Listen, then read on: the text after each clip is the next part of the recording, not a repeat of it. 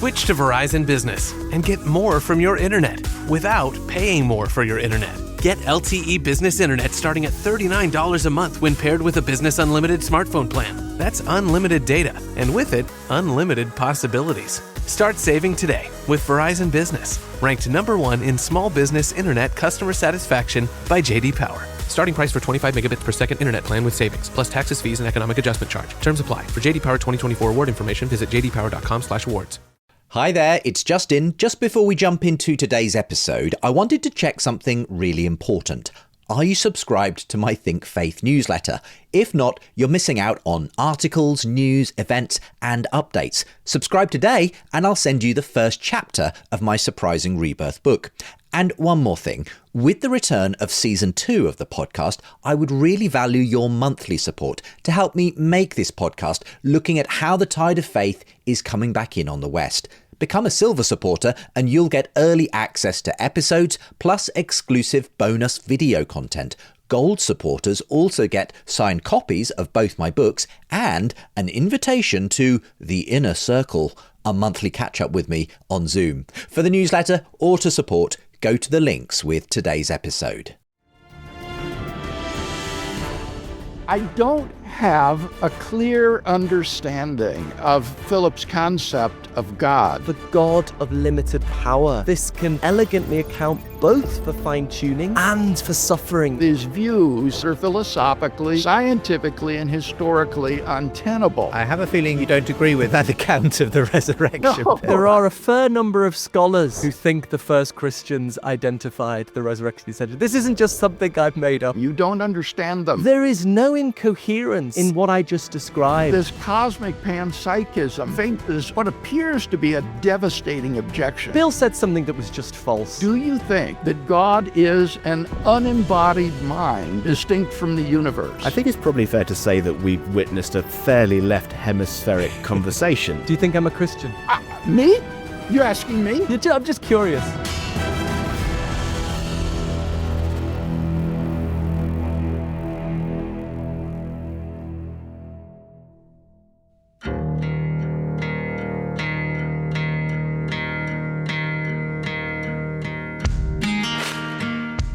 Hello and welcome to a special edition of the Surprising Rebirth of Belief in God podcast. Today, bringing you a conversation between William Lane Craig and Philip Goff on the universe, suffering and Christian faith. I'm your host, Justin Brierley. Great to have you back with me.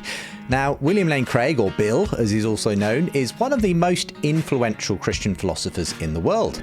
Philip Goff is also a notable panpsychist philosopher, and I actually engaged with them both on our first season of the Surprising Rebirth podcast.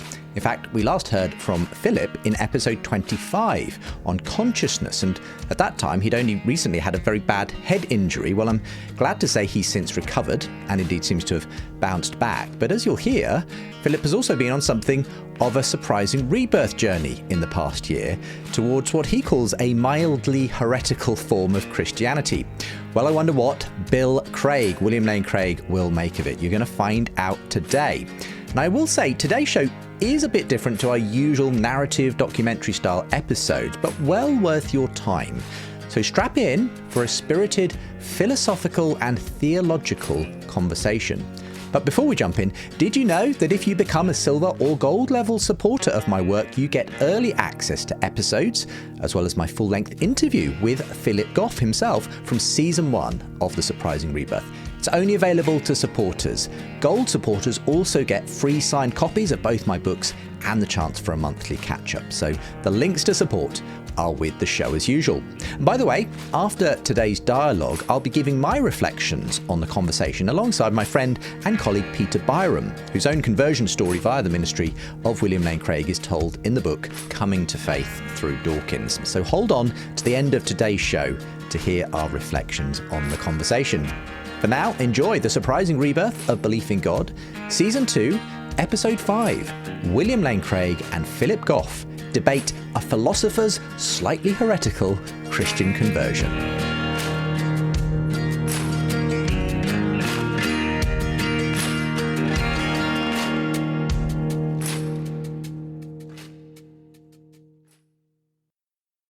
This episode is brought to you by Loom by Atlassian.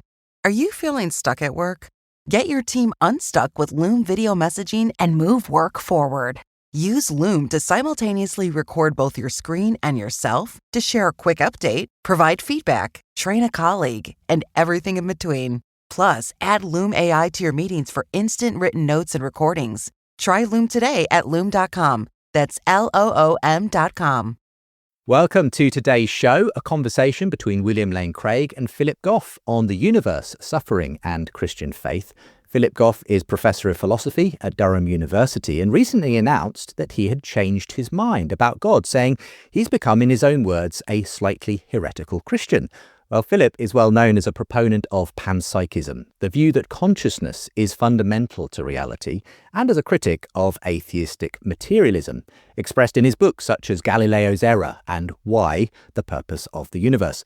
But now Philip says he's become convinced that God is real after finding a way to resolve his concerns over the problem of evil by believing in a God of limited power. But what sort of God does that leave us with? And how does it relate to the historic Christian claims about the life, death and resurrection of Jesus Christ? Well, joining Philip for this conversation is William Lane Craig, a well-known Christian philosopher and founder of the ministry Reasonable Faith. Bill is Emeritus Professor of Philosophy at Talbot School of Theology and ranks as one of the most influential Christian thinkers of the 21st century, having debated many leading atheists around the world. I've been had the honour of hosting some of those conversations and authoring hundreds of articles, papers and books. Most recently, his magnum opus, Systematic Philosophical Theology, Volume 1. Well, today, Bill and Philip will discuss Philip's apparent embrace of this limited form of theism and how these issues of cosmology, suffering, and the resurrection of Christ play into this conversation on God, philosophy, and theology. So, gentlemen, welcome along to the show. Thank you. Thank you very much. Thank you very much, Justin. Looking forward to it. Well, I'm looking forward to it because it's been a little while since I've been in this sort of moderator position. And what a wonderful thing to return to such a meaty discussion and with two such eminent guests. So thank you both again for joining me. Before we hear from you, Bill, I'll start with Philip. And Philip, you've been on a very interesting journey in the last few years. I wonder if you could firstly recap something of your own relationship with church and Christianity, a little bit about your commitment to panpsychism and what's happened most recently now that you describe yourself as a so-called heretical Christian. Yeah, thanks a lot. It has indeed been quite a journey. Well, I was raised Catholic in a vibrant church community in Liverpool. But by the time I was 14, I decided God didn't exist. So I refused to get confirmed. It's upset my grandmother a little bit. My mum sent me to see the local priest who tried Pascal's wager on me, but fortunately didn't work. So I spent the next 3 decades an atheist. And I've recently returned to Christianity of some form. But I guess, as you say, my route there and perhaps my final destination is maybe a little bit non-standard. So maybe I could briefly fill in some of the details. Please do. Yeah, tell us what happened. Well, I think this actually began when I started teaching philosophy of religion, when I came to Durham University, where I teach now, about 7 years ago. And, I was asked to teach a standard philosophy of religion course. You teach the arguments against God, you teach the arguments for God. Then the students have to make their mind up, which is more compelling, and write their essay. So I taught the arguments against God, thought, yep, very compelling, definitely no God. But then I taught the arguments for God, and to my surprise, I found some of these, in particular the argument from fine-tuning, quite compelling as well. So this left me in a bit of a predicament. I seemed to be being pulled in two opposite directions by equally compelling arguments. And, I wrestled with this for some time. To be honest, it gave me some sleepless nights. I don't like it when I can't work out what I think about a certain philosophical matter.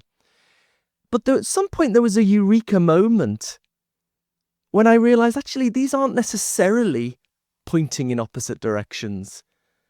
The arguments against God are arguing against a very specific form of God, what philosophers call the omni-God, all-knowing, all-powerful, and perfectly good. Whereas the arguments for God, or at least the ones I was taking seriously, argued for something much more generic, something God-ish. So if you go for something God-ish, but not the omni-God, you can have your cake and eat it. And this led to my most recent book called Why the Purpose of the Universe, where I explored the middle ground between traditional atheism and traditional theism. And one view I took very seriously here is the hypothesis of a God of limited power, a perfectly good God who's just not all-powerful. And I'm convinced this can elegantly account both for fine-tuning in terms of God's purposes and for suffering in terms of God's limitations. And I really think it's where the evidence is pointing. But all of this, none of this was talking much about Christianity at this stage.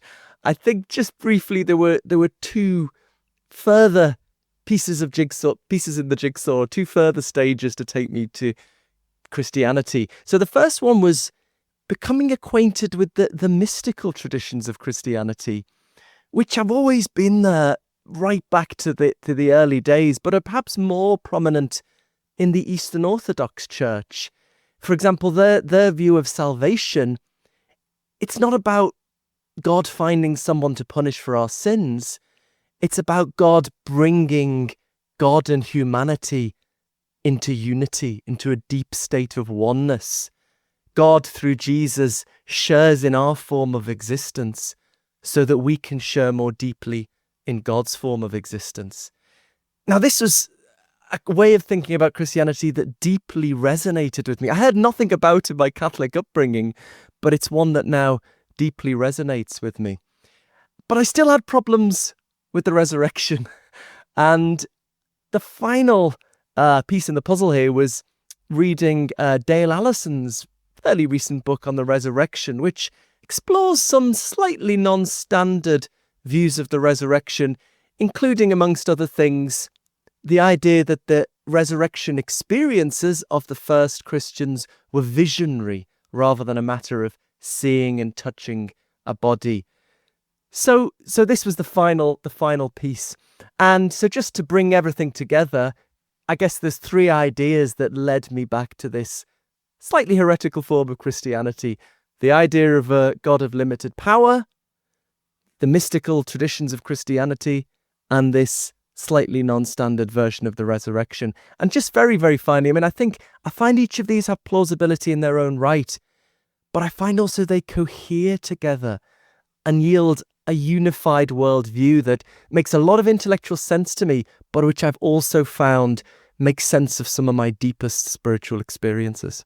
Well, thank you very much for that overview of the journey you've been on, and we'll come back to the panpsychism part of this as well in a moment. I imagine Bill will want to get a bit of a sense of where you are on that as well. I saw you reaching for a book, Bill, as Philip was talking. Was it Dale Allison's book on the resurrection or another one?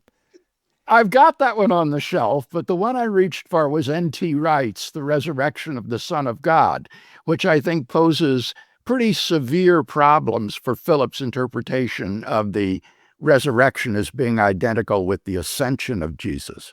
Okay. Well, we'll come to talk that. about that later. Yeah, absolutely. Yeah. I mean, what overall? Yeah, you've heard obviously there a little bit of Philip's journey. What's your overall response to his embrace of this particular form of theism, and what are some of the questions I suppose you'll be wanting to dig into as we go forward? I don't have a clear understanding of Philip's concept of God. And so my problem with his views is not that they're unorthodox, even though, of course, they are, but rather that they strike me as wild speculations that are philosophically, scientifically, and historically untenable. And I've identified 5 specific areas of disagreement with Philip's views as I understand them. Number 1 would be his philosophy of mind. Number 2 would be his proffered explanation of the fine-tuning of the universe for embodied conscious agents.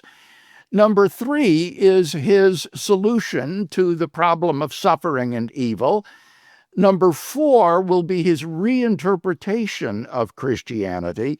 And finally, number 5, his claim that his view is consistent with New Testament evidence. In each of those 5 areas, I have multiple disagreements with his views as I understand them. Well, hopefully we'll clarify that understanding, but that'll give us plenty to talk about in the rest of the show, that's for sure. I mean, starting with number 1, I wonder, that obviously brings us somewhat to the panpsychism issue. So why don't we start there, Philip? Just explain your philosophy of mind and what, for you, this panpsychist view is. Obviously, try to do it as briefly as possible, and we'll see what Bill has to say in response. Well, just firstly, I'm not sure there is that much of a connection between the panpsychism I'm most known for in my philosophical career and the Christianity I've embraced. I suppose I'm attracted to certain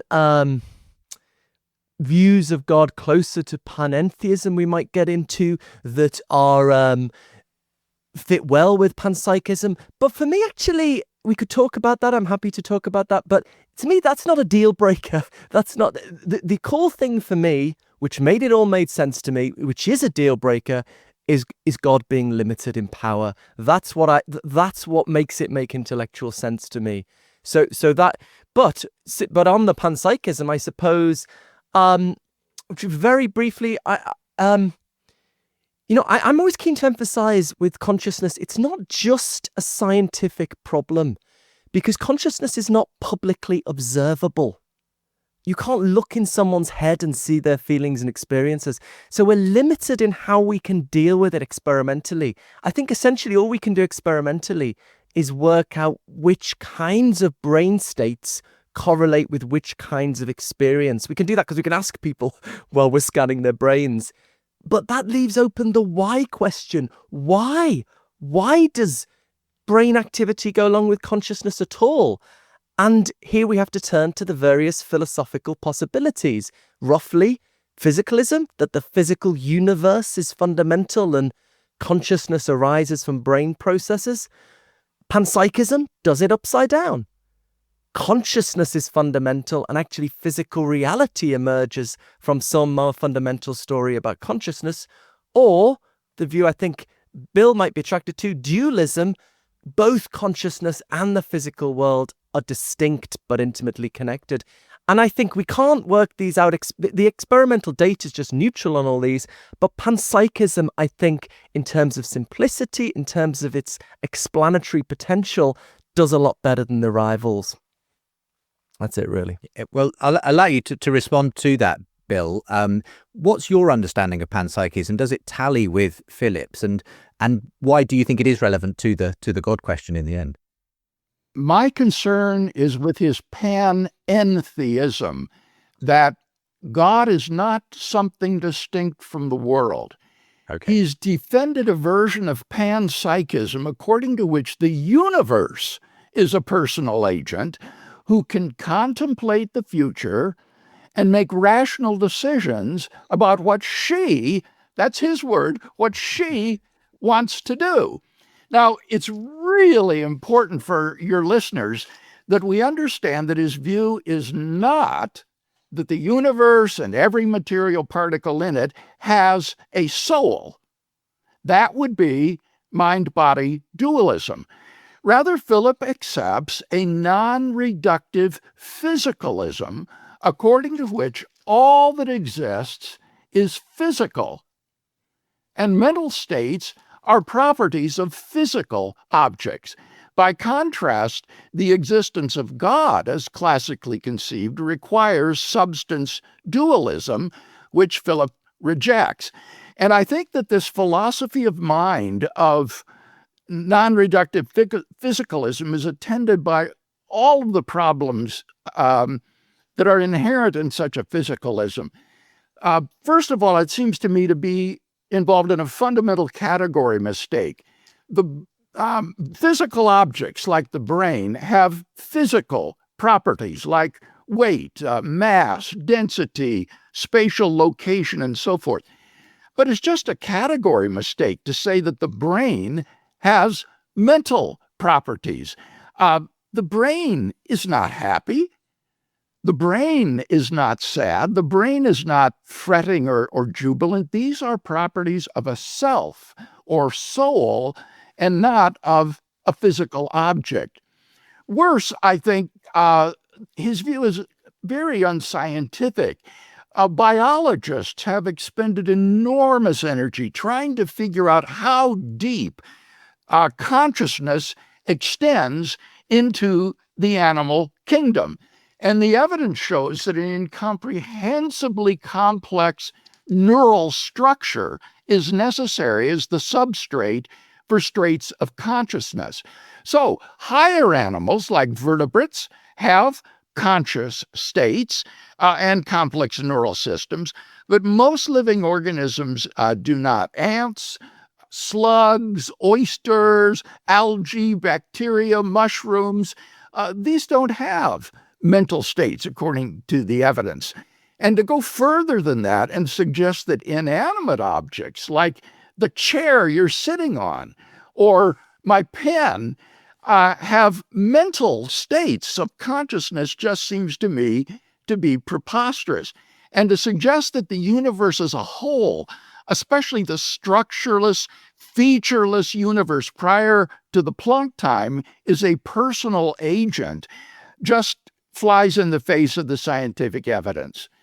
Two more points. Non-reductive physicalism is incompatible with mental causation and freedom of the will. This is a commitment to the causal closure of the physical. Every physical event is explicable solely in terms of prior physical events. And therefore, your mental states are causally a feat, and free agency is ruled out. And that implies that the universe is not a free agent after all. And if that personal universe is God, as panentheism suggests, then it means that God is not a free moral agent. And finally, I think that this cosmic panpsychism, as a philosophy of mind, faces what appears to be a devastating objection.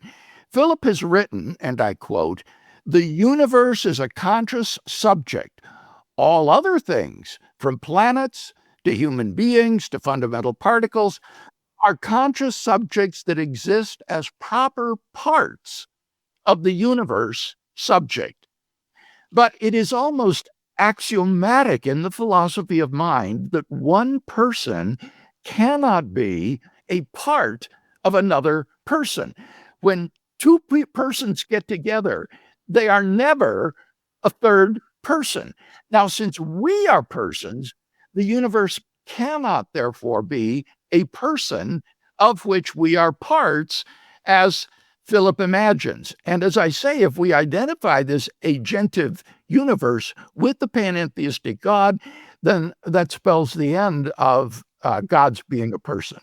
Well, gosh, there's so much to unpack there just from the very outset, Philip. I'm not sure where you want to begin. Perhaps where I would like to begin, though, is the fact that Bill obviously equates panpsychism with, as he calls it, non-reductive physicalism. Do you recognize that as a description of your sort of position? Thanks, Bill. There's loads in that. Very interesting. Well, no, but I mean, I guess this may depend, I don't want to get too lost in terminology. Some people use the word physical in different ways. I do think Bill's using a very highly non-standard use of that term, but I don't want to get lost in terminology. I just want to say briefly, I will come to the criticisms of panpsychism, but just to emphasize again, I don't think my conception of Christianity is intimately or essentially connected to the panpsychism. In the Why book, I did defend, among other views, the view Bill describes there. But I don't, in the context of Christianity, I don't think that's necessarily the view I would go for. I'm attracted to looser forms of panentheism, which have more to God than simply the universe. It's not, God isn't just the conscious universe. I'm also attracted actually more to views in which there is overlap, but there is more to us than God. There is more to God than the universe. Think of a Venn diagram. There's, God on one side, the universe on the other, and then there's something in common, some aspect of our nature that's overlaps with some aspect of God's nature. But anyway, we could come back to that. But coming to the criticisms of panpsychism, this idea that it's just it's a logical incoherence to say the brain has consciousness. I mean, I'm not sure how much Bill's got the details of the contemporary Bertrand Russell inspired version of panpsychism, which draws on very important work from the 1920s by Russell. I think Russell is a sort of Darwin of consciousness, and his core insight was that physical science doesn't really tell us what matter is. It just gives us this kind of abstract mathematical structure. As Hawking famously said, physics doesn't tell us what breathes fire into the equations and makes a universe for them to describe. So physics really actually doesn't care what is at the fundamental level of reality. All physics cares about is that it has the right mathematical structure. As long as you've got that, you'll get physics out of that. So the panpsychist exploits this and postulates forms of very simple conscious entities through their interactions, making the right mathematical structure. So I think given how little physics really tells us about what matter in the brain is, this idea that we can rule out that there is consciousness in there, I think just makes no sense. The point that it's unscientific, I find it a little bit ironic seeing as Bill is sympathetic to Michael Murray, who's inclined to the idea that dogs don't feel pain. I mean, I've been talking to scientists and philosophers about consciousness for 20 years now. I haven't met a single one who thinks mammals don't feel pain. I don't know, maybe we could come back to that. But look, as I said, consciousness is not publicly observable, right? What we can do scientifically, we can track the human case, and even now there's just no consensus, although we've made some progress. And then we can try and extrapolate to the animal case. But the more it gets away from animals, the harder that gets. And until we've got consensus on what the neural correlates of consciousness are, we can't settle that. I mean, actually, the movement does seem to be, contrary to Michael Murray, more and more things having consciousness. It's a recent letter from dozens of scientists taking seriously the idea of insect consciousness now. There was something about... right. Bill said something that was just false. That it is axiomatic that you can't have conscious part wholes. That is false. There is a big debate with two sides on this. I don't know, everyone's hanging around with substance dualists who I know substance dualists who are open to that still. I've got a co-written paper with Luke Roloffs, Can Subjects Sum? It's a hotly open debate. But actually, on that point and the libertarian free will point, I don't think me and Bill need to clash on this, actually, because I'm open to strong emergent forms of panpsychism, not necessarily reductive forms, where there are new forms of consciousness, new conscious unities, new minds that emerge at the human level that have their own causal powers, that have libertarian free will. I spend a lot of time making sense of libertarian free will in my Why book in a panpsychist context. And so you needn't even have part wholes. So I don't think there is a real clash there. I think I covered everything. With the time we've got, I don't want to spend the whole discussion, though we could do, debating the ins and outs of panpsychism. I'll just allow Bill a brief comeback on some of those points you raised, and then let's talk about these other aspects. Very briefly, it seems to me that Philip just mires himself deeper into these problems that I suggested. In particular, I got to say, you've misrepresented Michael Murray's view. Of course, Murray recognizes that higher animals, sentient animals, have conscious states of pain. What he suggests has not been proven is that they have a third level of consciousness, of being aware that one is oneself in pain. That requires self-consciousness. And apart from perhaps the higher primates, that is not exhibited by animals. They have states of pain, but they do not have that third level awareness of being oneself in pain. Now, if you go the emergentist route, Philip, it sounds to me there like you're bordering on dualism. That would be a position like William Hasker has defended, where in the course of the evolution of these neurologically complex systems, a mental substance emerges. And so you do have mind-body dualism, and that would give you some room for having a dualistic conception where God is an unembodied mind. And that's not clear to me yet that you believe that. You still seem to be in process. Do you think that God is an unembodied mind distinct from the universe?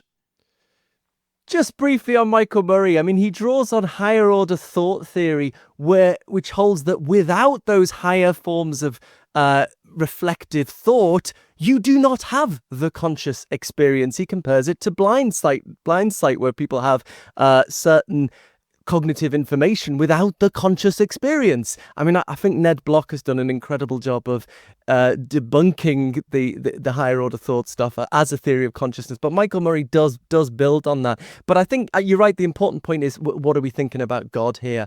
I'm in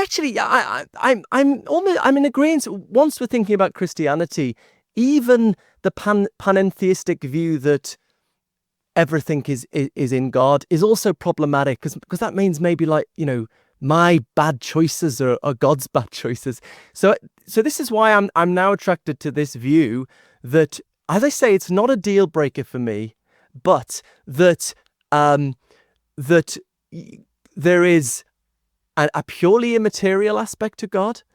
There is a non-divine aspect to us, but there is overlap. There is something in our nature which overlaps with an aspect of God's nature. We find this in the Christian mystic Meister Eckhart, for example. Why do I like this view? Because I think it makes sense of mystical experiences, which have been found in all cultures, including Christianity. Many people with these experiences have this deep sense that God pervades the universe, that God isn't distant out there. God is right here now in our hearts, in our midst. I think this overlap view makes good sense of this. Pipe up. I mean, even perhaps possibly, Paul's words quoting the Athenian philosophers in Acts, in him we live and move and have our being, I've heard it used as a sort of justification for that more mystical union with God that edges towards something a bit more like panentheism.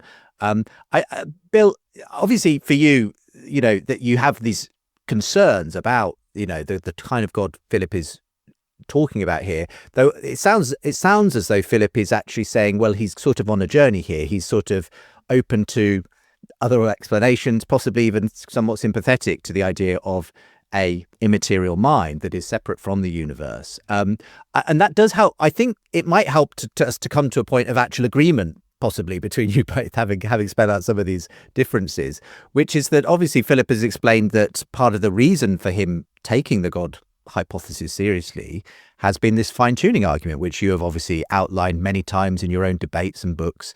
And to that extent, it sounds as though there's some shared common ground there. I won't go into the detail of the fine-tuning argument itself. People can go and look it up. But essentially, it's this idea that, yes, the universe has the properties and quantities and numbers that seem perfectly dialed for human existence. That has persuaded Philip.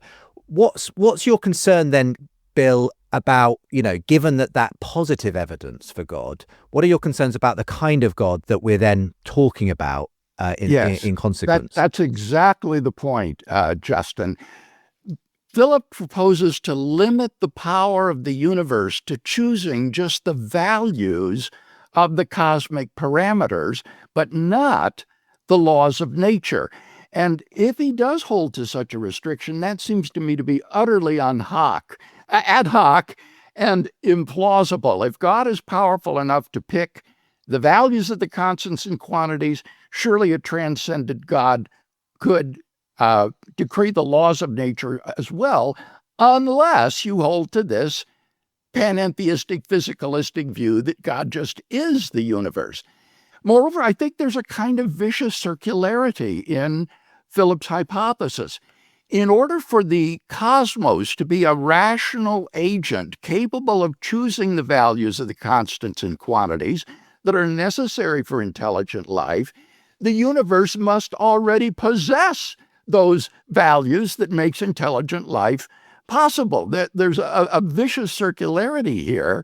The universe can't choose these values because those values have to be in place in order for the universe to be a conscious living thing. Now, Philip tries to avoid this problem by hypothesizing that prior to the Planck time, the universe had not yet chosen the finely tuned values of the constants and quantities, and that, it seems to me, is manifestly self-defeating because intelligent life already did exist prior to the Planck time, on his view, namely the agent universe itself.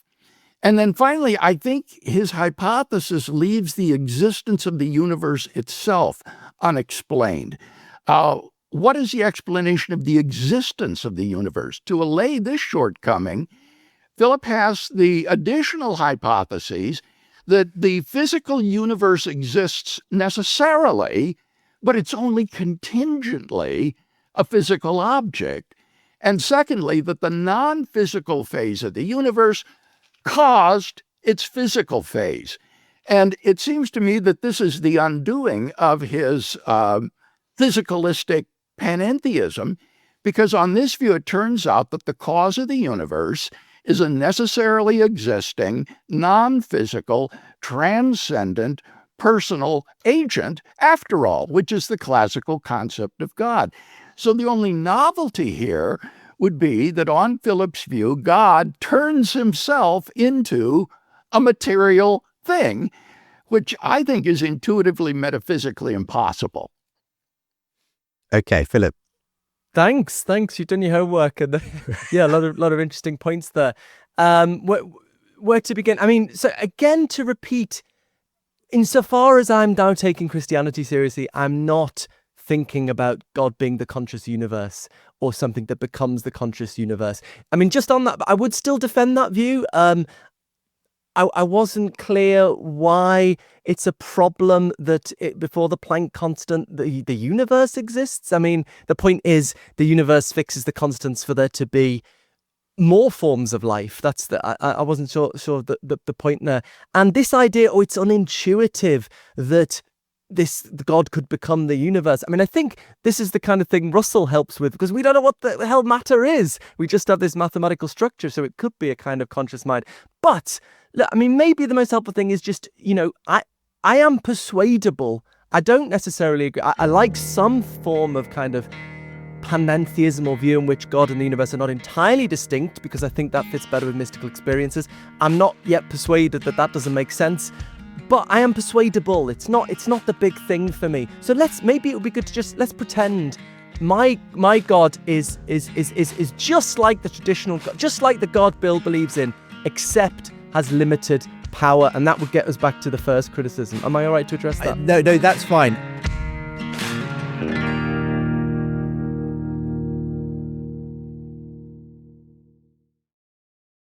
Did you know that leaving a rating and a review on your podcast app helps others to discover this show? Thanks to Bitwiser, who described it as something rare and precious, providing spiritually crafted brain food and a spiritual uplift. Sharing an episode with others on social media also makes a huge difference. But the way you can make the biggest difference to this show is by supporting my work, either via Patreon from anywhere in the world or through US tax-deductible giving from the USA. Either option gets you the same perks. Become a silver supporter and you'll get early access to episodes plus exclusive bonus video content. Gold supporters also get signed copies of both my books and the chance for a monthly catch-up with me on Zoom. And I get so much out of those catch-ups with supporters myself. I really love them. So to support, just go to the links with today's episode info. This episode is brought to you by Temptations Cat Treats. Your cat will come running for the perfectly irresistible Temptations Creamy Puree and Temptations Lickable Spoon Cat Treats. The best time to feed lickable cat treats to your cat is anytime. Feed by hand for a playful moment, in a bowl for a creamy treat, or as a topper to make mealtime fun. Visit temptationstreats.com to learn more. Anyone can follow. It takes something special to be an original, which is why the 2025 Lincoln Navigator SUV arrives with new ways of surrounding you in luxury, including the ultra-wide 48-inch panoramic display and the multi-sensory Lincoln Rejuvenate experience. A true original never stops evolving. So meet the 2025 Navigator, the original that's all new and better than ever. Learn more at Lincoln.com. Lincoln and Navigator are trademarks of Ford or its affiliates. Because I was going to say, it's been fascinating to kind of hear this back and forth between two such, learned philosophers on the issues that Bill obviously sees with panpsychism and panentheism. But I think that's probably a helpful thing to do. Let's park that whole question at this point and just grant, for the sake of argument now, that we're talking about a God that you broadly agree on, in a sense, an immaterial mind that is responsible for the physical universe, and then the question arises, of course, well, how do we make sense of that? Because this is kind of really where the core of your latest, thinking has gone, Philip. It's this question: well, if I'm drawn to believing in God at that level, but I struggle with the problem of evil and suffering. And so you've come up with this solution to that. Perhaps you could just briefly spell that out in a little detail, and then we'll have Bill respond to that. Yeah, so I mean, maybe I could be a bit more specific about what exactly God's powers are, and there's a bigger story here, but the basic idea, to cut it short, is that if you take physics, take the values of the constants out, that will give you a certain mathematical structure. And then the claim is God is constrained to create a universe from a singularity with that mathematical structure, but has freedom to select the values of the constants, but then can't then fiddle thereafter. And the thought then is this gives us a nice explanation of the problem of why there's evil and suffering, right? The only way God could create intelligent life is by creating a universe with the right numbers in physics that will eventually evolve intelligent life. And God knew it was going to be messy, and God's like, I'm sorry, I know it was this or nothing. Now, just Bill raised the problem of if God is powerful enough, I get this a lot, if God is powerful enough to create a universe, how come God can't do more? I think this is the mistake here, is thinking all power is on a kind of spectrum. What level are you on? But I mean, there's different kinds of power. I mean, who's more powerful, Vladimir Putin or the strongest man in the world? They're powerful in different ways. There is no incoherence in what I just described. A being that can create a universe from a singularity with certain constraints, but can't fiddle thereafter. That is perfectly coherent. And why I take this seriously is because, I think Christians have to give some explanation of why there are bad things in the world. I find none of the explanations Christians offer very satisfactory, and this gives us a wonderfully simple explanation. Bill, your response. The concept of God as a maximally great being entails that God will be omnipotent, because power is a great-making property. And therefore, a limited deity may be a God with a small g, but it is not God in the sense of a capital G, a maximally great or perfect being. But even waiving that, Philip's attempt to limit God's power so that he cannot prevent much of the seemingly gratuitous evil in the world, I think, is very implausible, because you don't need to be omnipotent in order to prevent disasters like the Lisbon earthquake or the recent South Asian tsunami. On Christian theism, God is the creator of the universe and able to act causally within it. And if, as Philip believes, God can dematerialize Jesus' body from the tomb and assume him into heaven, God could certainly dematerialize Adolf Hitler when he's about to attack Poland at the beginning of World War II. So the problem with this limited theism by Philip, I think, is it's just not plausible. You don't need to be enormously powerful to be able to prevent many of the seemingly gratuitous evils in the world. And Philip, we'll get your response to that. But just before we do, Bill, could you very briefly sketch how you approach this problem of suffering? Because there may be people watching and listening who simply haven't particularly encountered any particularly, plausible explanation for why God would allow such things. Yes. I take a Molinist perspective on the problem of evil and suffering. That is to say, God has knowledge of what any free agent that he might create would freely do in any circumstances in which he might place them. And God knows that many free agents would act in evil and sinful ways in the circumstances in which he creates them, but he allows them to do that with a view toward actualizing his previsioned ends for human history.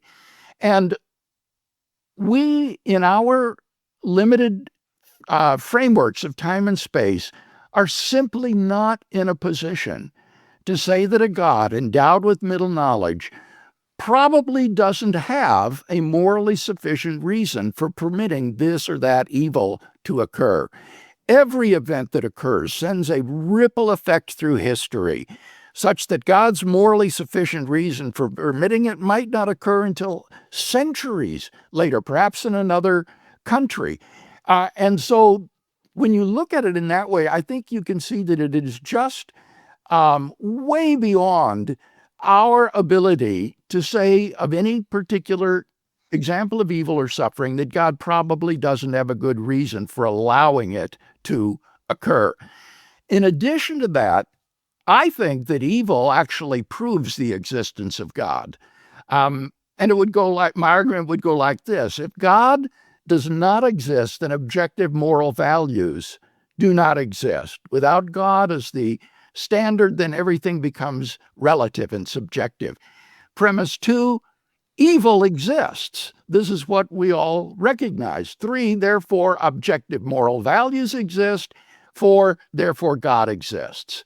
So even though on a superficial level, evil might seem to call into question God's existence, I think on a deeper level, evil actually proves God's existence, because in the absence of God, moral evil as such would not exist.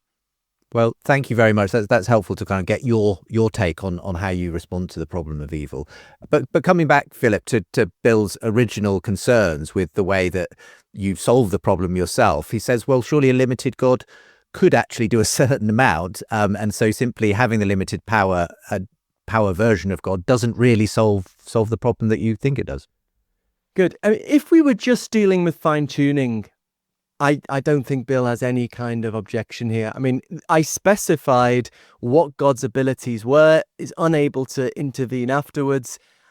Given that specification, which is perfectly coherent and is very simple. That's the point. It's simpler than physics, right? If it's simpler than physics, I don't think you can. I think what we want is a simple hypothesis that accounts for the data. This is a very simple hypothesis that can account for both suffering and fine-tuning.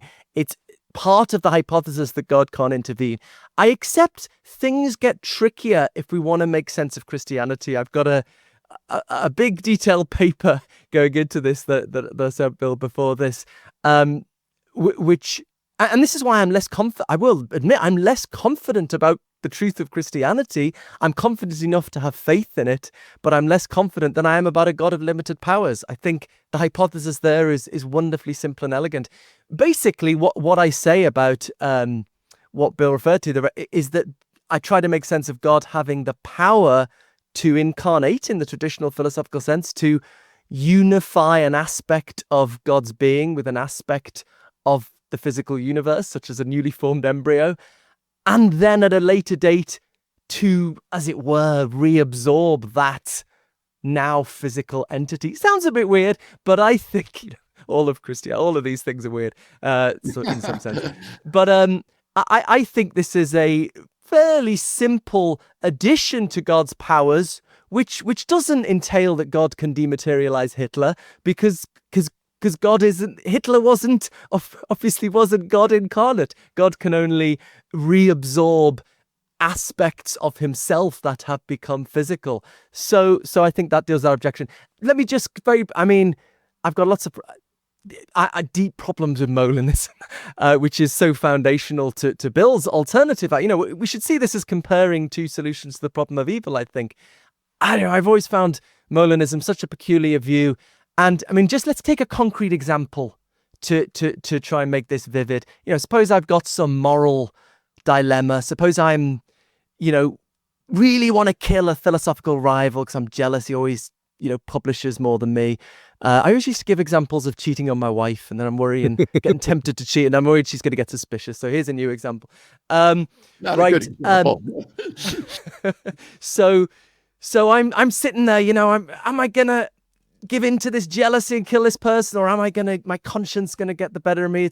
Now, for Molinists, on the one hand, they believe in strong libertarian free will. It's up to me. It's totally up to me. Nothing constrains me, whether I'm going to kill or whether I'm not. On the other hand, they think that prior to my choice, in fact, for billions of years, there is a fact of the matter about what I would do in these circumstances. It's set in stone, completely independent of my choice, what I would do. And these seem to me, at the very least, deeply in tension. If there's a fact of the matter independent of my choice about what I would do, it seems to me I'm not really free. The matter's settled, independent of my choice. So that's one difficulty. I suspect this will take us off into another debate on Molinism, but I'll give you a brief opportunity to respond, Bill, and then I'd love, and then we'll move on to the resurrection as well. But I'll ask you a question, Philip. Don't you believe that future contingent propositions are sometimes true? Good question.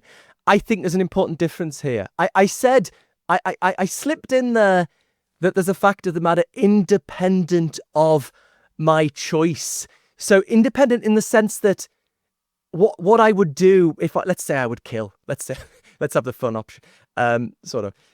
That would be explained.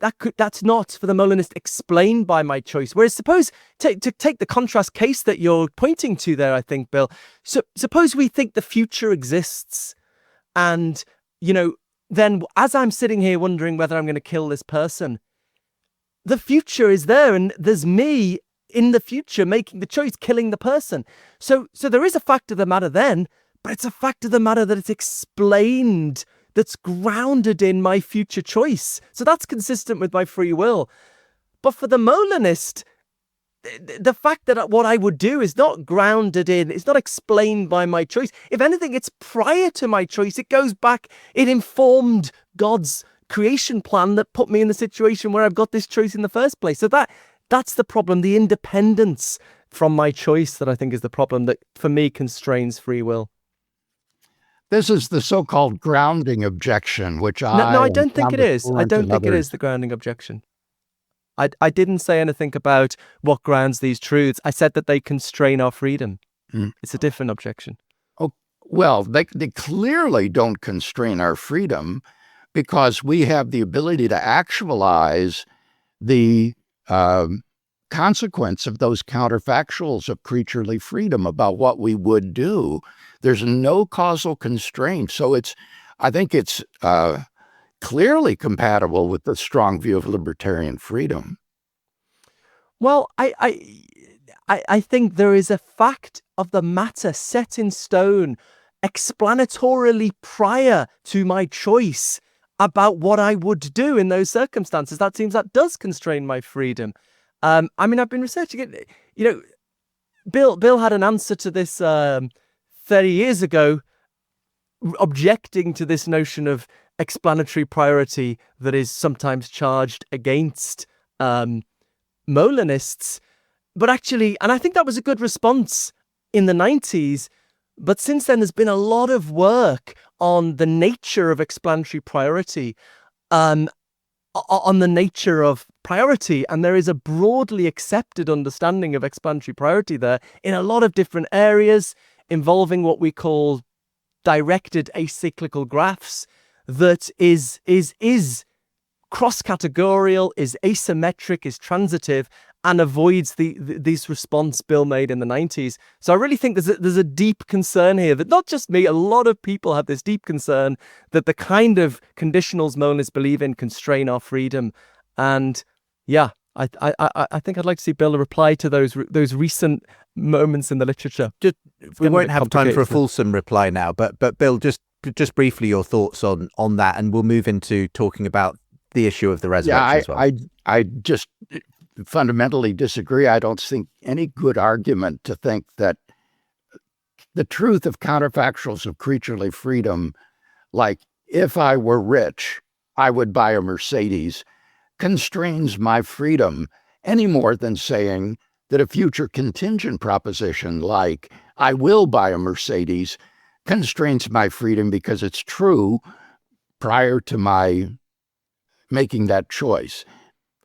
But Bill, have you come across paper, for example, in Mind by Rubio and Klemenhager, responding to your point from the 90s with this new, now commonly accepted understanding of explanatory priority?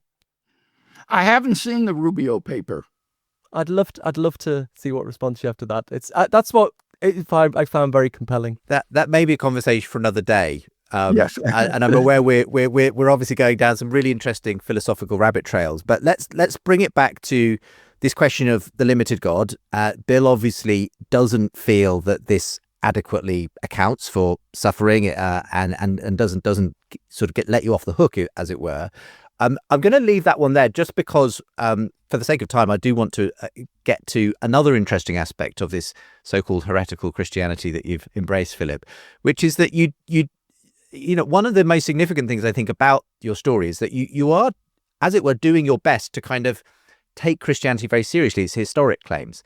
As you say, having gone from atheism, perhaps through some period of agnosticism, you're now saying, actually, I really do believe Jesus is the Son of God. Now, of course, that'll rather depends on what exactly you mean by those terms, but certainly you've said that you believe that Jesus, from what you've already said on the show, has some kind of unique sharing in God's divine nature, and that ultimately something did happen in that tomb when Jesus's body was resurrected. Now, as far as I understand it, you're not claiming, however, that it was a physical bodily resurrection. So do you want to maybe just sketch out your view on the resurrection, which, as Bill has already intimated, also seems to relate to the story of the ascension as well?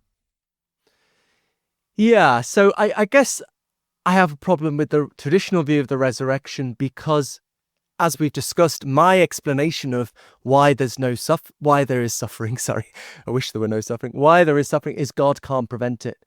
But if God can raise people from the dead, well, okay, we get back to, why doesn't God do that more often?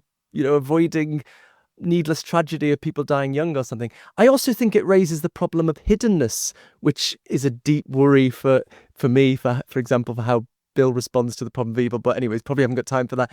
Because if Jesus raised in a physical body with certain supernatural abilities, it seems to me Jesus could have revealed himself to millions, put the truth of Christianity beyond dispute. So how do I answer these problems? And the core of it, Bill's already said, is to identify the resurrection and the ascension. So I'm rejecting this more familiar idea we find in Luke's Gospel and the Acts of the Apostles, that Jesus rises from the dead, hangs around for a bit, and then ascends to heaven. Rather, the moment of the resurrection on Easter morning is the moment Jesus returns to the Father, and Jesus is thereafter experienced in visions. A bit more like perhaps we think of Paul's experience on the road to Damascus. So what are we to imagine is that the first Easter morning, the followers of Jesus start being sort of thrown to the ground and having incredible, overwhelming visions, both individuals and groups. First Mary Magdalene, then Peter, then the 11, and so on. That are such unprecedented and overwhelming involuntary force that even though it's not a matter of seeing and touching a body, it's undeniable that something real and radically new is taking place here. And it's that, to me, that kick-charges Christianity. I have a feeling you don't agree with that account of the resurrection. No. It is the burden of N.T. Wright's massive book, The Resurrection of the Son of God, to show that the identification of the resurrection and the ascension is fundamentally misrepresenting the view of antiquity. Gary Habermas has characterized N.T. Wright's book playfully as an 800-page word study. What Wright shows is that the word resurrection, anastasis, never referred to the assumption of a person bodily into heaven. Whether it was among pagans who denied it or Jews who believed in it, the resurrection never referred to someone's being taken up into heaven out of this world. And so I think that Philip's view is simply at odds with the historical evidence. Well, that's putting it quite plainly. And Philip, I suppose my question is that occurs to me is why do you want to try and sort of get the resurrection in your view? A lot of, what's kind of the motivation almost for you sort of trying to kind of factor the resurrection into this limited God view by making it a visionary experience for the disciples, an assumption into heaven and so on? I mean, I don't think I had some pre-interest in, making sense of this or getting into Christianity. I mean, I suppose I find the kind of arguments Bill puts forwards and others and N.T. Wright about, there's something weird here that needs explaining. I find that compelling, and I do think that here is an adequate explanation of what happened. I mean, I also have found this Eastern Orthodox conception of Christianity very compelling at a spiritual level. So it's the package, I suppose. I've read N.T. Wright's book. Actually, the first time I talked about Christianity and a God of limited powers, just a quick anecdote here, in Oxford, and I had a beer on my own before the talk, and I bumped into N.T. Wright, and we had a chat about this. And then I walked to the talk and bumped into Alistair McGrath. It was, anyway, there you go. This cosmic purpose going on. Those are the kinds of encounters you can have when you're wandering around Oxford, isn't it? But go ahead. I mean, what I really want to get down here is is the reason you want the resurrection the way that you've described it? Is it because you cannot have a resurrection in the manner Bill has described, the one that he believes is the plain reading of the way anastasis and all of the words, what they mean, because otherwise you would have a God who could raise people from the dead, and that just doesn't figure in your limited God sort of hypothesis. No, it's not. Well, it's the reasons I said yes. It's to do with God's limitations, and I think God would be too powerful. It would get us back to the problem of evil. It would get us to the problem of hiddenness. Yes, that's the reason.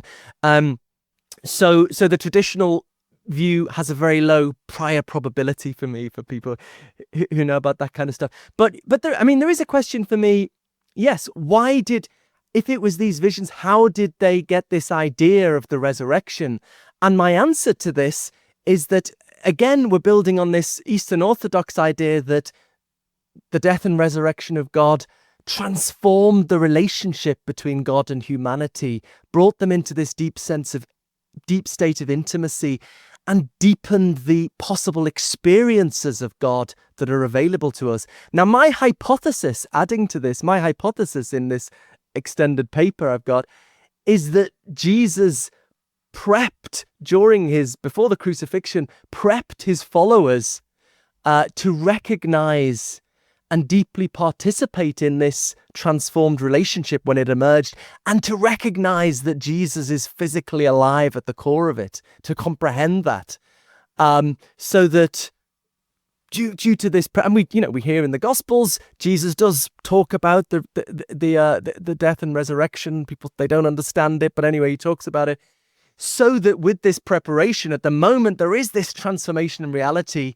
it does lead to these deep profound visionary experiences, and to the disciples apprehending that this is Jesus physically alive in the state we will be at the end of time. And this is the start of the resurrection, when God sorts out the world. Look, if you read Paul on the resurrection, he, as N.T. Wright says, he sort of seems to be struggling to make sense of this. He's saying, he talks of, a seed and the wheat it grows into. There's continuity, but there's radical difference. There's different kinds of physicality. It's like this is physical, but a very different kind of physicality. N.T. Wright himself talks about trans-physicality. So I take myself to be in that ballpark. This is a physical resurrection, but radically different. Maybe I'm taking it to its logical extreme. Bill, your response. Jews of the first century were familiar with visionary experiences, and they had a different category for that. They would not describe that with the language of resurrection from the dead. And therefore, this view is simply un-Jewish and I think ruled out by the proper understanding of Jewish thought forms. Now, in our limited time remaining, I want to press one more objection against Philip's view. And that is, I think his core idea here is self-referentially incoherent. Here's what he says, and I'm quoting, "God's nature is just too different to ours for us and God to share a common unified form of existence. It is only when there is physicality within the inner being of God, as a result of the incarnate Logos being taken up into God, that we physical creatures can participate in the divine life," end quote. In other words, God is so different from us physical creatures that unless the incarnate Logos is taken up into God physically, then we could not be unified with God and participate in the divine life. This is self-referentially incoherent, for how could Christ's physical human nature be united with God if ours cannot? And therefore, it seems to me that the view is incoherent. Philip? Just briefly on this being inconsistent with the kind of N.T. Wright definition of what physicality means, I do find this very persuasive if we're talking about the more familiar opposition that it was purely spiritual resurrection. And when you talk about visions, that's normally what's meant. It was purely spiritual. I understand the point there, but that's not what I'm talking about. This was a physical resurrection, and in the state we will be as resurrected. So it seems to me it fits better. And this, I mean, you could think of it as this was the concept when Jesus was trying to prep his followers to understand this. He knew they understand this concept as the state will be in at the end of time, this physical continuity. He knew this would be the best concept to get them onto this. So this, I think, provides us an adequate explanation of how the disciples got onto this idea of resurrection, because Jesus knew it was the best tool they had, the best concept they had to get onto this. Interesting objection to the incoherence. I'm not sure I totally got it right. The thought is that God has the power to become incarnate, to fuse an aspect of God's being, the Logos, with an aspect of physical reality, and then that thing can be, as it were, reabsorbed, now physical. So at that point, God takes on more of a physical nature through being unified with that physical nature. And then once God has a physical nature, us mere contingent, time-ridden, is that a word? Beings can then be involved in that. Time-bound, maybe that's a... Am I missing the objection? I'm not sure I got the objection, really. Bill, come back and tell us what Philip's missing. The idea is that we physical creatures cannot be absorbed into union with God and the divine life because he's spiritual and we're physical. And my point is that holds as well for the incarnate Jesus. He could not be absorbed into the divine life in his human nature if God is so different to physical beings that we cannot be absorbed. And therefore, it does no good to appeal to Jesus' absorption into God as a prelude for our participation in divine life, because the same thing that would prevent us from participating would prevent Christ in his human nature from participating. Well, there's a big difference between you and I and Jesus, assuming that Jesus is God incarnate, is part of one being with God. And so the thought is it's that facilitates this. I'm using the word reabsorption. I'm not sure I'm entirely happy with that word, but reunification. So it's that creates the potential for that reunification, which is not something each of us has to God. So God can't, in the first instance, absorb me into God's being that way. But once there is that precedent, then there is closeness. There's closeness to bring about that greater intimacy. Well, look, I suspect we may have to draw a line just here at the differences, obviously, in your interpretation here. I mean, as I see it, Bill's key sort of difference here with you, though, Philip, is that he just doesn't think it's supported by what Scripture says, and the way in which the accounts are given to us. And so I think various points Bill has said it feels a bit ad hoc, the way that you reorder Christian theology and doctrine to kind of fit this sort of limited God Can model. I just say there are a fair number of scholars who think the first Christians identified the resurrection ascension. This isn't just something I've made up, by the way. Dale Allison. That's a mistake, Philip. When you attribute such views to people like Wolfhard Pannenberg and Dale Allison, you've misinterpreted them. You don't understand them. It's true that many of these scholars interpret the resurrection appearances as objective visions, but they do not interpret the resurrection to be identical with Jesus' assumption into heaven. Okay, I've got a quote here. I've got his book, Dale Allison's book, in front of me, page 224. He says, one often reads that, he's talking about the literature, for early Christians, Jesus' resurrection was his ascension. So the Easter witnesses must have seen him in heaven. And then he references 5 people, including Pannenberg, 5 people spanning almost a century. So that's a direct quote from Dale Allison. I appreciate, actually, I did slightly misspeak in my paper that Allison himself doesn't quite have that view. He has a very close view, but he doesn't. But he certainly does state there that it's a common view in the literature. I have corresponded with him about that passage in preparation for this interview, and while he discusses these views, he does not endorse them. Okay. Yeah. I slightly misspoke. He's inclined to the view.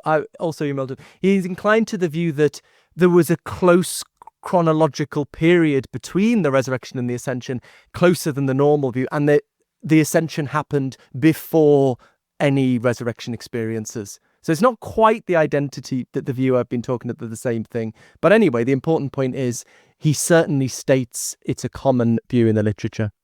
We might need Dale Allison himself to be explicit about where exactly he draws these lines. I mean, this has been such a fascinating conversation, and I'm so pleased to be able to brought you together. And I feel like Bill has certainly put you through your paces, Philip, in terms of your new hypothesis, and Philip has had plenty of questions for Bill as well about things like whether Molinism is a satisfactory way of dealing with the problem of suffering and evil.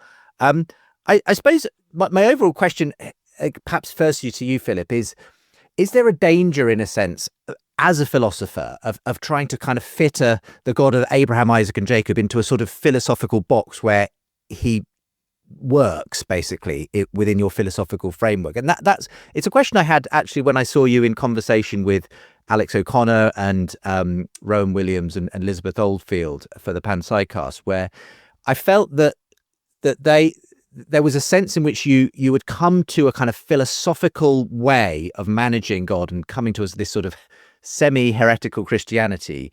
And I just wondered, well, maybe God is bigger than the philosophical kind of box you arguably might be putting him in. I don't know. What are your thoughts on that, Philip? Let me say 2 quick things. There's Christianity and all religions have always brought in new elements. The penal substitution view that Bill likes, that I don't like at all, as Bill says, was formulated by the Protestant reformers 500 years ago, although there was some precedent with Anselm 1,000 years before. It wasn't explicitly formulated from the start. It's very plausible, I think, that Greek philosophy informed the thinking about the Trinity and the creeds in the 3rd, 4th centuries. Aquinas had radically new philosophy. So this idea that, if you're doing philosophy that's new or something. But look, secondly, in terms of the core of it, I'm not making up something new. I'm engaging with this Eastern Orthodox conception of Christianity that makes deep sense of my deepest spiritual experiences for me. It's God and the universe coming together through Jesus. It's a physical resurrection. quick argument from authority. My colleague, the esteemed Catholic philosopher Karen Kilby, thinks my view of the resurrection is not heretical by Catholic standings because it's physical, and that's the important point. I agree with N.T. Wright that if it's purely spiritual, that's not Gnosticism. That's not good enough. I'm talking about physical reality, being God and physical reality coming together. But the God of limited, the problem of evil, it doesn't make intellectual sense to me unless we can solve that with this God of limited powers. But once we solve that, I think of the intellectuals as sort of the gatekeeper. Then the gates open, and from then on, I think I've just got core Christian beliefs similar to the Eastern Orthodox Church. But I think there's no difference really to any other Eastern Orthodox belief. I'm an Anglican, by the way, but my spirituality is influenced by that. So then, in the core of it, I don't think I'm inventing some new thing. I understand that, yes. But Bill, ultimately, what do you think we lose if people were to start adopting Philip's brand of Christianity? What would they essentially lose in the process? I think it's very uncharitable to attribute these incoherencies and implausible views to our Eastern Orthodox brethren. I didn't say that. I didn't quite say that. I didn't mean to say that. I didn't mean to say they have my view of limited God and stuff. Okay. That's what I want to encourage Philip to do is to keep thinking about the concept of God, because I think that this is foundational for everything. And if he can come to the view of God as an unembodied mind, distinct from, separable from the world, the creator and designer of the universe, then I think everything else will fall into place. Can I ask Bill a question? I'm just curious about. Do you think I'm a Christian? Me? You're asking me? I'm just curious. As I said at the beginning of this podcast, I am not claiming that you are a heretic or unorthodox.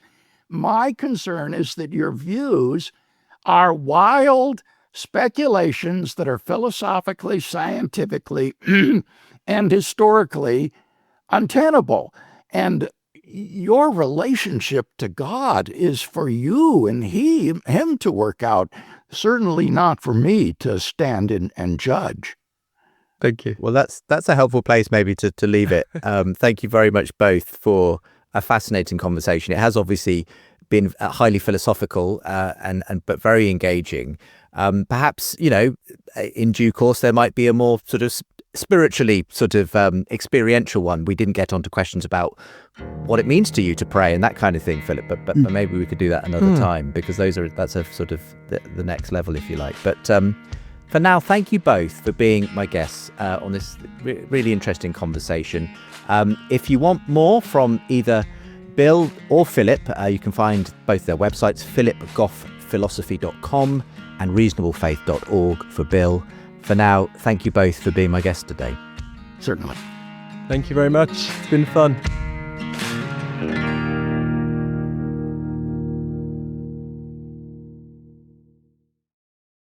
We off? 30 seconds of carefree bliss. Oof, like wind in your hair carefree. Oh, like using Clorox disinfecting all-purpose cleaner in the home carefree. Yes.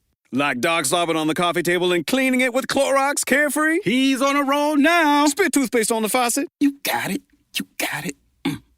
Peanut butter on the light switch. Oh, spritz. Spritz.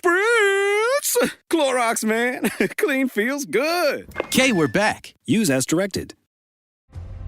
Get ready for Netflix's gripping new medical drama, Pulse. Set in a cutting-edge Miami trauma center, third-year resident Dr. Danny Sims is unexpectedly thrust into a promotion when beloved chief resident Dr. Xander Phillips gets suspended. Then, with the emotional and physical stakes at their highest, a storm will push the hospital and its residents to their limits. Witness how life can change in a heartbeat when you're operating under pressure. Watch Pulse, only on Netflix. TaxAct knows small business owners can sometimes use a little help with their taxes. That's why TaxAct has Expert Assist, a team of live tax experts ready to answer any questions you may have. Think of them as your own personal sidekick. Not like one of those funny talking animal sidekicks, more like the super smart nerding out on tax code and business casual attire sidekick, but just as helpful and lovable. Tax Act. Let's get them over with. Well, we're coming back for a little after-show debrief and a conversation. I'm joined by Peter Byrom, who is someone I work very closely with at Think Faith. He's the operations manager. We've been friends for many years. And it's probably worth reminding viewers and listeners that you have your own surprising rebirth story that connects, interestingly, with Bill Craig, one of the guests today. Do you want to just quickly remind us of that story, Peter? That's right. And to shamelessly plug season 1 of the Surprising Rebirth of Belief in God podcast, you can catch my story in episodes 1, 3, and 19. Yeah. So no, my rebirth story, to give you the quick version, really is it was one of losing faith and being very much persuaded of the kind of new atheism of the likes of Richard Dawkins and Christopher Hitchens when I was at university. This is around sort of 2005 to 2009. I found the new atheists very persuasive, but then discovered people like William Lane Craig, who we've just been watching, having his dialogue with Philip Goff, and other Christian apologists I discovered, and that really kind of tipped me. I bought Dawkins' line about you need evidence for your beliefs, otherwise it's just, blind faith. And so I thought, all right, give me your evidence, Christians. And then Bill Craig comes along and, there's quite a lot there, and that was very much instrumental in turning me around, going, oh, hang on a minute. I've made this big demand for evidence for Christian faith, for the truth of Christian faith, and it looks like they've got some pretty strong evidence for it. And that was a huge part in my own conversion. But as of course were you, Justin, because of course at the time, you were interviewing apologists, you were hosting debates. So I just devoured the stuff, and all of that played a big role in bringing me to become a Christian. Yeah, and I remember well the 2011 UK tour with William Lane Craig that you were very helpful in helping to organise, and some video material around it. And I know that was sort of a point at which you came to a decision actually that you couldn't sustain your atheism any longer, and you sort of gave into Christian faith at that point. Yeah. I became rather troublesome for Richard Dawkins. I stood up in a Q&A at one of his debates and basically asked him straight to his face, so what's the deal with you not debating William Lane Craig? Is this an example of the new atheists running away from the stronger challengers? And yeah, I was involved in helping to promote William Lane Craig's Reasonable Faith UK tour in 2011, which included helping to mock up and design that spin of the British Humanist Association bus posters. Instead of saying there's probably no God, now stop worrying and enjoy your life, we flipped it to say there's probably no Dawkins. That is, there's probably no Dawkins showing up to debate Craig. So stop worrying, enjoy October 25th at the Sheldonian Theatre. And yeah, so that was... we'll probably come to this, but it was a different era. It was a very hardcore kind of debatey era. Yes, that's where my beliefs were forged, if that's the right word. Yeah, and I brought you on just for us to have this sort of reflection on the discussion that we've just had between Bill Craig and Philip Goff. I have to say. It was real fun, first of all. It's many people may know me from the years I spent hosting these kinds of dialogues week in and week out on Unbelievable. This was the first really proper one I've come back to, and it's pretty much 2 years actually since moving on from that show. And it was great fun to have both Philip and Bill going at it, with such philosophical rigor. And there's always something fun about being in the middle of that. But like you, it kind of brought me back in a sense to that big set piece debate thing, and that more kind of, if you will, left-brained way of approaching the world, which is all about, getting very strict concepts dialed down, debating them, and so on, which I think there's an important place for, obviously, but obviously not the way that most people tend to on a day-to-day basis engage faith. It was interesting only right at the end when Philip asked Bill, well, do you think I'm a Christian? That Bill was very happy to say, well, we've been going back and forth on the philosophical issues here, but I'm in no position to judge where you are spiritually with God. That's between you and God. And I thought that was a helpful kind of way of just at the very end making clear we've had a particular type of conversation here. It's not so much a sort of conversation about sort of the spiritual dimension of faith. It was this very rigorous, analytical, philosophical, sort of theological conversation at that level. But I think there's a place for that, and I think it was very helpful. What I appreciated was I've seen Philip talking about this new mode of sort of engaging Christian faith, this sort of semi-heretical level, as he likes to call it in a tongue-in-cheek way. I've never really seen anyone really kind of test what that would look like at a philosophical level, and I think Bill did a very good job of kind of, as I say, putting him through his paces on this one.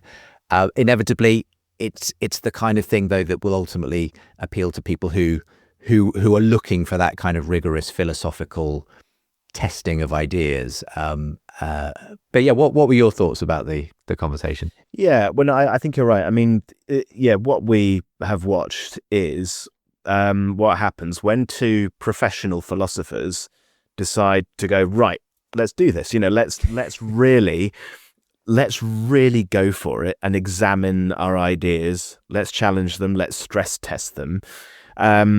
In the way that any other profession would. Let's do what we're paid to do, which is to rigorously analyze thoughts and arguments. Now, I mean, I'm not ruling out the possibility that either of them might have felt frustrated though at some point. Like that could very well have, I wondered at one point, oh, is that happening? Are they rubbing each other a bit the wrong way here or not? Maybe they were fine. Maybe they're just being very, very rigorous and intense in the way that you could play an intense round of some kind of sport or something and just like, go on, let's nail this thing. And then at the end you shake hands and go, oh, good one, let's go down to the pub or something. So no, I think, those two definitely. Philip Goff is on a journey, to use that. It's a phrase that's used a lot, but he's used it himself. And yet he's very open about that. He was in one place and now he's sort of traveling along, and he was very clear about, I'm not pinning things down in an absolute way. This just seems to be the way things look at the moment. And so from one philosopher to another, they just went for it and started scrutinizing the ideas from a philosophical angle.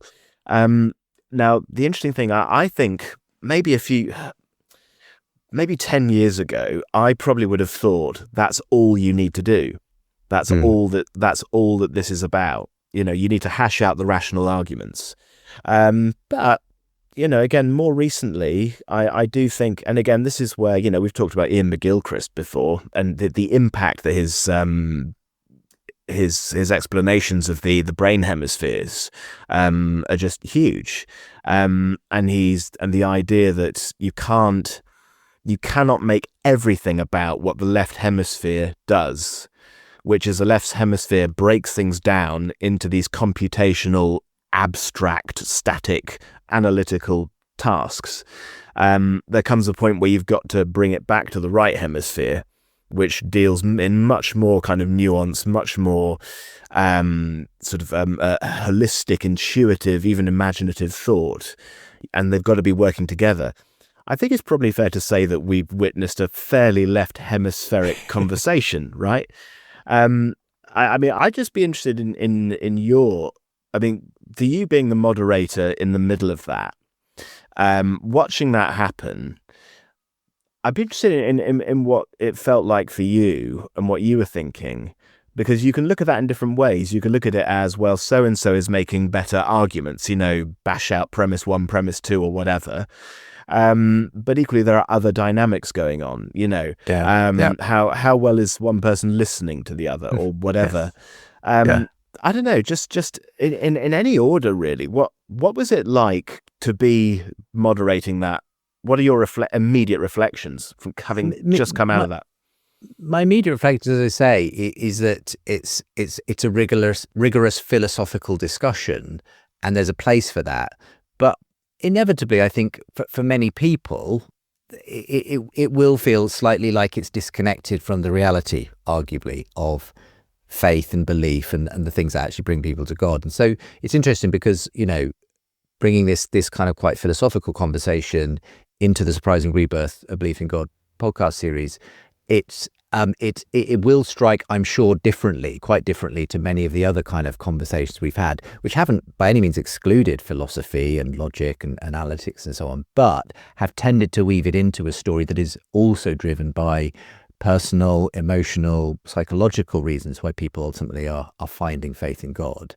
And sometimes when you do a debate that sort of almost exclusively sort of says we're just going to debate the kind of the philosophical grounds for this, it can sometimes obviously feel a bit abstract. As I said, that was the conversation we were inviting Philip and Bill to, and so it's absolutely right that they kind of went to and fro on those specific issues.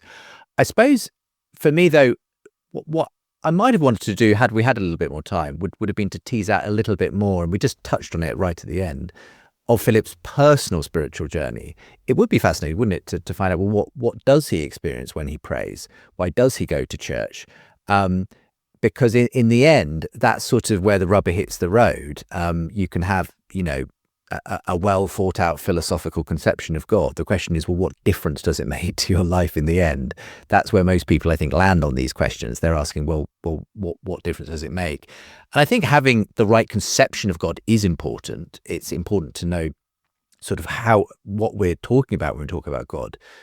But in my experience, and probably the experience of most Christians, they're not thinking about disembodied immaterial minds and they're thinking about Jesus Christ, and that's for me is at the center of Christianity. Obviously, is that to help people understand who God is. God came in person, and likewise that was something that struck me again in the important discussion that was had about the problem of suffering and how does Philip square it. Well, he says I've got to believe in a God of limited power. Bill has this particular Molinist view where he thinks that ultimately we don't have good cause to dismiss God on the basis that he could have adequate reasons for allowing a certain level of suffering in the world. All of that I accept, and I've used those arguments myself. But in the end, where I normally end up pointing people to in this kind of conversation is again Jesus. And because in a sense, it's only from within Christianity that you truly get, for me, not just a logical answer, but actually a sort of an answer that speaks to our spirit and our soul. And that is that Jesus, God incarnate, experienced suffering on our behalf. And that in some mysterious way, that in itself is actually a greater answer to the problem of suffering than any sort of philosophical theodicy. So these were the kinds of things going through my mind as I went, enjoying the conversation, thrilled to have both of them on board, but also thinking there are probably other ways you could open up these topics, as it were, from within a more experiential, spiritual kind of atmosphere rather than the philosophical one. So it sounds like while you valued the rigor and the precision and the thoroughness of how Bill Craig and Philip Goff were challenging each other's ideas and testing them out and bringing out more detail about them, ultimately, that's not going to be the main propulsive force that kind of drives and sustains and maybe even attracts people to Christian faith, and not what keeps them going. Yeah, as I say, I think for some people they do need that. I think to some extent at that point in your journey that you talked about, you needed something like that. You needed the evidence. That was kind of just where you were. And I think in a way it was God's grace that he gave you that. He gave you sufficient. But I doubt that would have been enough to sustain you in an ongoing basis. That you inevitably need more than that. And I think some people just don't even start at that sort of very philosophical level. They kind of want to jump straight in. I think the other thing that I found helpful about the conversation was that Philip, I think, was willing to say, look, I'm on, as you say, he said he was on a journey in the sense that he was willing to sort of say, look, let's not get too hung up on the specific version of God that I have defended here and there. And he quite rightly said, you've done your homework, Bill, at one point. And Bill always is absolutely, we know this about Bill. He prepares meticulously for discussions and debates. And that's one of that's why, people like Sam Harris, in the heyday of the New Atheist, described him as the one Christian thinker that puts the fear of God into my fellow atheists. But at the same time, I think what Philip wanted to do was to say, well, look, don't limit me, in a sense, to the thing I've written in that book or that article. I'm kind of still working this out. And actually, I think what I sense Philip was saying was that, yes, I have defended this kind of panpsychism, this panentheism, but actually I'm very attracted to Christianity at a more gut level. He talks about this resonating with him, this idea that God has kind of drawn close to us through this sense that we can share in God's divine nature, and that is somehow uniquely happened in the person of Jesus Christ. And whereas Bill understandably might say, well, look, let's test that and see whether we can, put that through the philosophical ringer and it comes out. I might be more inclined to say, well, look, and I hinted at this, I'm glad that Philip's kind of on that journey, and I don't want to pour cold water on that, even as much as I'm going to say I don't personally think you've kind of arrived necessarily at the destination. There was actually a little I've been reading recently Letters of C.S. Lewis, which is a wonderful volume of his correspondence with lots of different people throughout the whole of his life, including his pre-Christian years and up to the point of his death. But there was one particular quote in a letter to a friend that I sort of had on hand and didn't manage to use, but it kind of, for me, encapsulated to some extent the way I feel about Philip's journey. And this is what Lewis wrote in this letter. He said, I dare say that for some people at some moments, what I call semi-Christianity may be useful. After all, the road into the city and the road out of it are usually the same road. It depends on which direction one travels in.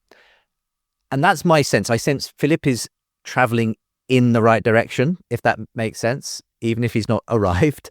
Yeah. Go ahead. I'm just getting a bit of a cheesy analogy coming to mind. I mean, in a way, it's a little bit like, and again, I'm thinking again of the kind of the McGilchrist model here of, how much time do you spend in what you call the right hemispheric forms of attention, whereby it's much more about receiving an immediate sense of an experience and a holistic understanding compared to let's break something down and analyze it in a more cold kind of way. And it's almost a little bit like if you've got a car, you want to go in the car to be on a journey. You want to drive the thing. You want the experience of driving it. You want to look out the window. You want to get to your destination. Every now and then, you need to open the bonnet and go in there and check the mechanics of what's going on. Do I need to refill the oil or whatever? Is something broken? Does something need tweaking? And it seems to me that the kind of left hemispheric or the very uber analytical philosophical mode is probably a bit like there are key moments where you've just got to open up the bonnet. You do have to go in there. You've got to analyze some detail. You've got to maybe fix something or adjust something. But it's not about living life with a car sat there with the bonnet open, just trying to tweak the engine. You've got to shut that bonnet, get back in the car, and get on that road. And it almost occurs to me, it almost seems a little bit like if Bill Craig is listening to this, I've no idea what he'll make of this analogy, but it's almost a little bit like this was one particular pit stop in Philip's journey. If he's driving down this road, it's a little bit like he's pulled into a lay-by and Bill has kind of come along, opened up the bonnet and kind of gone, I think you got some problems with this engine, but then, he's free to put the bonnet down, or maybe disagree. Maybe the analogy breaks down a bit because maybe it's two mechanics who are fighting. I don't know, but then he's free to get back in the car, get back on the journey, and as you say, see where the journey goes. Yeah, absolutely. I like that analogy. I think that's quite helpful, and I wish him very well as he continues in that journey. As I say, philosophical debates are great fun and important in various ways. Perhaps my overriding hope is however, that Philip does, arrive at a truly Christ-centered view of God, and I wish him well on the journey. I'm sure we'll check in with him again at some point in due course. But great fun to just sort of catch up with some thoughts post discussion with you, Peter. Any final thoughts? Well, here's something where I'm going to probably sound very impertinent, because I should say, I'm not primarily what you might call a left hemispheric or an analytical person. I'm a very kind of my university degree was drama and theatre. I'm an arts guy, but interestingly enough, my Christian journey switched on when I was introduced to people like Bill Craig, and the analytical part of me started switching on.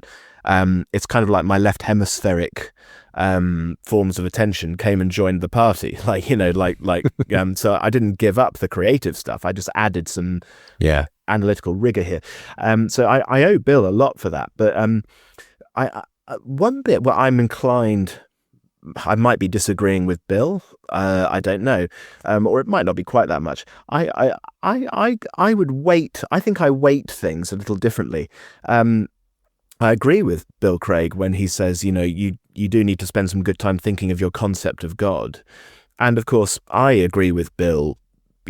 I share the belief that, it makes sense to say that God is an unembodied mind. The key thing about Christian theism is the idea that mind came first. The divine mind came first and decided, I'm going to create a physical universe. And then there you go, you get the physical universe. And I do think that's important. I've said before, I've said it, you've interviewed me about it in the first season of Surprising Rebirth of Belief in God, where I've given my view of how, the reason why Richard Dawkins' main argument against God is such an appalling failure is because he completely fails to grapple with God as an unembodied mind. He tries to treat God as if he's some kind of gigantic creature made out of parts, but of course an unembodied mind doesn't have parts. So it is important that you do, your concept of God does matter. And there is a difference between a kind of that kind of grand unembodied mind and one which is kind of like a sort of consciousness suffused with the universe. Here's where I would disagree, I think, with Bill Craig. I really get the impression, I'm inclined to take Philip Goff at face value, where he says that the biggest issue for him is the problem of evil and suffering. Because, when you read his work, when you listen to him, he really does make it front and center. Everything is built around how do you make sense of the problem of evil and suffering, to the extent that it sounds like even the nature of Jesus' resurrection is kind of restricted because it has to fit this limited God hypothesis. And I do think it would be interesting to watch on Philip's journey where he goes with that question of the problem of evil and suffering. I mean, we got a little bit into Bill Craig's Molinistic model, but the typical thing that people like William Lane Craig and others as well will argue, again from a strictly philosophical point of view. Pastorally, I don't know how much use this has, but in thinking of it academically, there is that whole thing about, well, you're putting a very heavy burden on yourself, a huge epistemic burden. If you're going to hold to the problem of evil, you need to show that God couldn't have good reasons for allowing the evil and suffering, even on a probabilistic weighing it up. You would need to give some kind of, again, I'm going to sound like Bill Craig, shoulder the burden of proof for how you can show that it's so unlikely. You need to give a case for that. In the event that we went to, I think the Panpsychast, that event where it was Philip Goff and Alex O'Connor, Rowan Williams and Elizabeth Oldfield, Philip said it looks like God's existence is less than 1% likely, given the existence of the problem of evil. That is, the all-powerful God is less than 1% likely. And I honestly believe that the suffering we find,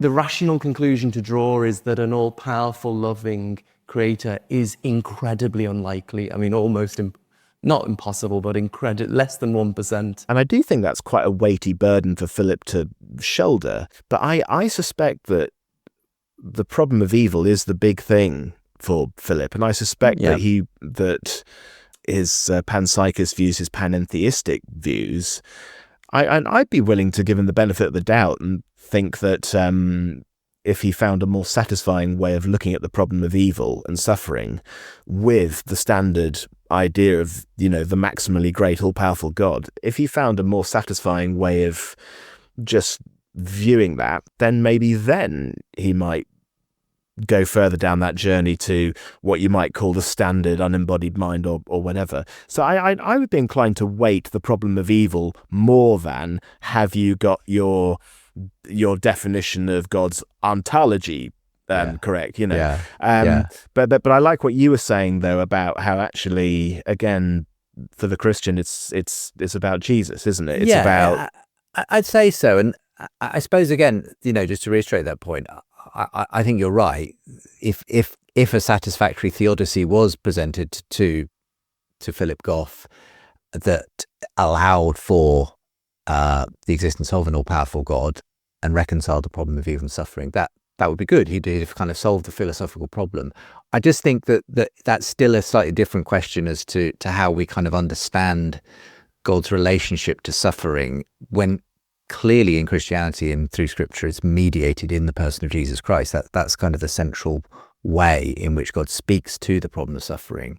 And for me, I think you have to go there at some point. And perhaps that might be the basis for another conversation with Philip, because as I say, his what he's written and what he spoke about on the show today was far more related to this idea of Christ's resurrection and whether it's the same thing as the ascension and so on. What I haven't really seen him say much about is what does happen in the cross and how that speaks to the question of suffering. And that might be one to pick up with him at some point, because I'm sure Philip has himself experienced a certain measure of suffering and evil in the world. And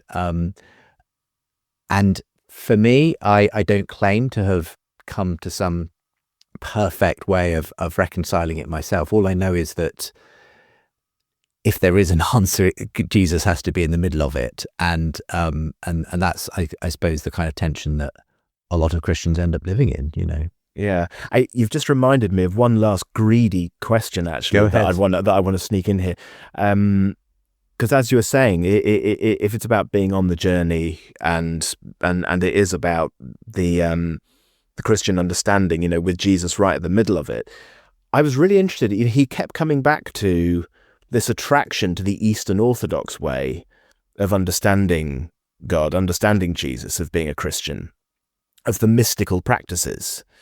And I think, again, in the event that we saw, the Panpsycast event, I think it was Elizabeth Oldfield who basically said, Philip, what I really appreciate about you is that you're not just doing the rigorous academic diligence here as a philosopher. You are going to church. You're actually you're attending this thing. You're ritualizing it. You're not just standing outside the church going, well, I have to make all the premises add up before I even bother to step in and try this thing out. I was just curious about what you make of that, because in what you've been covering about the surprising rebirth, I've noticed you've been saying a lot of people have been, and it's a Tom Holland thing, keep Christianity weird. And you get Paul Kingsnorth sort of saying that, the church has made this kind of ugly, rationalistic pact with modernity and that kind of thing. What did you make of the way that the kind of the Eastern Orthodox and the mystical, ritualistic practices kept coming back? They never got a lot in the foreground because it's these two philosophers hashing it out, but they're there. What do you make of that? Yeah, I think that's right, and it makes sense to me that Philip Goff is attracted to that Eastern Orthodox way of thinking about God, which is, and I think his primary reason is that the Eastern Orthodox do in general take a different view of salvation and Christ's sort of atoning death, whereas Protestant theology has gone off in this more penal atonement sort of direction. That's, as I understand it, that's not the way that most Eastern Orthodox think about what happens on the cross. And so I think, again, for those kinds of reasons, he finds himself more attracted to the Eastern Orthodox way of thinking about that. But also I can imagine that more sort of mystical approach to God, which is actually quite, I think, sympathetic towards panentheism. I remember when I had a conversation with Ian McGilchrist, he also said along the same lines, I probably think of myself as a panentheist when it comes to God, which is not at all, irreconcilable with the Eastern Orthodox tradition. So I think all of those things obviously lead Philip Goff in that direction. When I see people entering the Eastern Orthodox churches, it frequently is because it speaks to a more mystical dimension of people's lives. It's not about sort of a half an hour sermon that sort of just is about getting to the bottom of a particular Bible verse or whatever. It's the whole process of entering into this mystical experience of God through the liturgy and the icons and all of the things that go into an Eastern Orthodox service. So I think he's probably somewhere on that kind of journey as well, and I'm glad of that in the sense that, as I say, I'd never want someone to sort of, as you said, decide not to go into church because they haven't worked out how to put all the pieces of the puzzle together. I think we very often do that in the process of going on the journey. Who was it? One of the church fathers or early Christians who said, "I believe in order to understand." There's a sense which you have to enter this, and then things perhaps start to make sense from the inside rather than poking around from the outside until you're satisfied you can enter. So I can imagine Philip is having an important journey. Perhaps again he'll return to tell us about that. But I certainly meet lots of other people in a similar situation to him. Many of the people we interviewed on the first season, Louise Perry, Tom Holland, and others, all talked about this fact that, hey, I'm turning up at church, even though my disenchanted brain is struggling to kind of get my head around it. I feel it's important to be here, and that in itself, I think, is quite interesting. Watch this space, eh? Indeed. Thanks for the conversation. Thanks for having a little chance to debrief and decompress after that really high energy discussion between Philip and Bill. We'll make sure there are links, of course, to both of our guests with today's show and to some of the other things that we've mentioned along the way. For now, Peter, thanks for being with me. Thank you, Justin, and well hosted.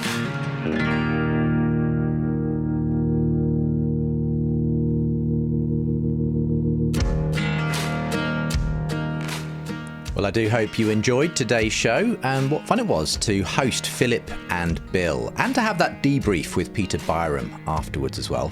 And Peter mentioned something of his own story. You can read that in full in the book Coming to Faith through Dawkins.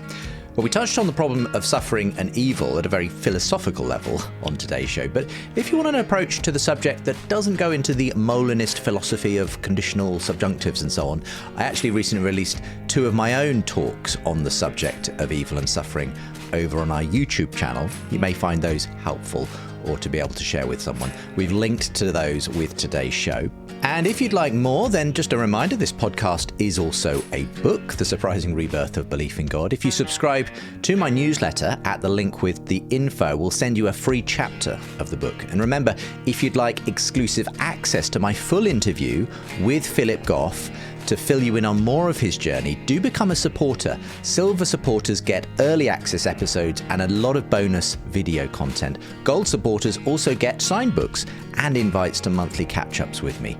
Again, the support links are with the info with today's podcast episode. And that brings us to the end of today's show. Do feel free to share your thoughts with me as well by emailing feedback@think.faith. Tell me what you thought about this debate over the rights and wrongs of Philip's self-confessed, slightly heretical, limited God hypothesis. I suppose I couldn't help reflecting myself after the debate that in a mysterious way, even a fully Orthodox Christian also believes in a God who has limited himself, specifically chosen to take on the limitations of human flesh in the person of Jesus, and of course chose to do something about the problem of suffering and evil in a very tangible, direct way at the cross. Well, maybe we'll get round to talking about that next time, but perhaps a good thought to leave us with as we approach Easter weekend. For now, that's my final thought. Look forward to hearing yours coming up next time.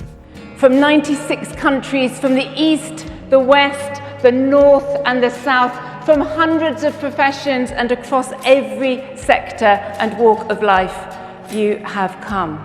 My sense of ARC is it's trying to recover the best of Western civilization and revive it according to its own best values. I think it's a movement to try and renew or restore what we understand as Western civilization.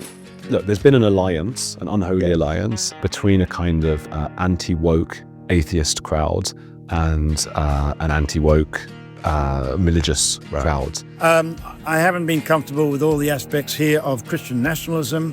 How do we work together? Nationalism alone will lead to might is right. The strongest nations will decide. I have a lot of sympathy with what drove people to vote for Trump, but I'm telling you as someone who's on the front row to what's happening, do not hitch your wagon to that star.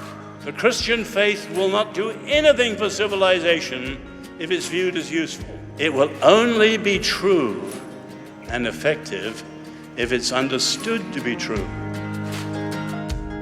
This year's ARC conference, the Alliance of Responsible Citizenship in London, brought together over 4,000 conservative influencers and Christians under one roof, with the aim of rediscovering and restoring the foundations of Western civilization. You're going to hear highlights from the main stage and my interviews with speakers and delegates there, including several stories of surprising rebirth, as we ask, should we all get aboard the ARC? The Surprising Rebirth of Belief in God is a production of Think Faith in partnership with Genexus and the Jerusalem Trust. Editing assistance this week from Peter Byrom. Don't forget, you can catch today's show over on our YouTube channel too. Take care. See you next time.